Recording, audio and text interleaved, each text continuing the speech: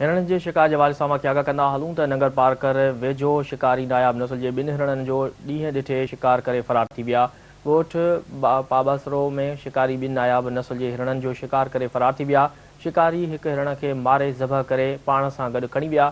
हिकु हिरण ज़ख़्मी हालत में ॻोठाणनि खे हथ आयो। मक़ामी माण्हुनि तरफ़ां लाॻापियल खाते खां हिरणनि खे तहफ़ुज़ ॾियण जी घुर कई वई। अव्हांखे इन अहम ख़बर खां आगाह कंदा हलूं त नंगर पार्कर वेझो शिकारी नायाब नस्ल जे 2 हिरणनि जो ॾींहं ॾिठे शिकार करे फरार थी विया। ॻोठ बाबसरो में शिकारी 2 नायाब नस्ल जे हिरणनि जो शिकार करे फरार थी विया। शिकारी हिकु हिरण खे मारे ज़बह करे पाण सां गॾु खणी विया।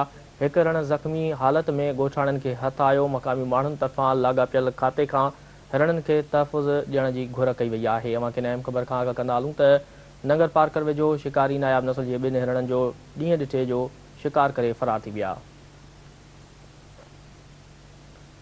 ॻोठ पाबसरो में शिकारी 2 नायाब नस्ल जे हिरण जो शिकार करे फरार थी विया। शिकारी हिकु हिरण खे मारे ज़बह करे पाण सां गॾु खणी विया। हिकु हिरण खे ज़ख़्मी हालत में ॻोठाणनि खे हथ आयो। मक़ामी माण्हुनि तरफ़ां लाॻापियल खाते खां हिरणनि खे तहफ़ुज़ ॾियण जी घुर कई वई आहे।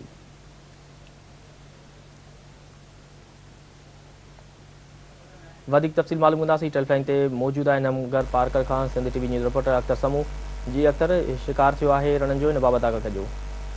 जी, नंगर पार्क में हरण गैर महफ़ूज़ ॾींहं ॾिठे जो 2 नायाब नस्ल जे हिरणनि जो शिकारी फरार। ॻोठ बाबासरो वेझो अणॼातल शिकारनि पारां ॾींहं ॾिठे जो 2 नायाब नस्लनि जो हिरण जो शिकार करे फरार थी विया। शिकारी डबल केबिन गाड़ी में अची बंदूकुनि जा फायर करे 2 नायाब नस्ल जे हिरण जो शिकार कयो। हिकु हिरण ज़बह करे पाण सां गॾु खणी फरार थी विया। हिकु हिरण ज़ख़्मी हालत में झंग में बीठल आहे। मोहन में गांव शिकार इहे सरेआम गैरकानूनी तौर ते ख़ूबसूरत हिरण जो शिकार करे वीरावा तरफ़ वञी रहिया आहिनि। एतिरा ॾियण बावजूदि जंगली जीवन खातो निंड सुतल इलाइक़े वासी जंगली जीवन खातो तुर्त नोटिस वठे शिकारियुनि जो पीछो करे शिकारियुनि के ख़िलाफ़ कानूनी कार्रवाई करे, न त ॿी सूरत में एहतिजाज जो दाइरो वधायो वेंदो। जी ठीकु आहे अख्तर समूह, तफ़सील ॾियण लाइ वॾी महिरबानी।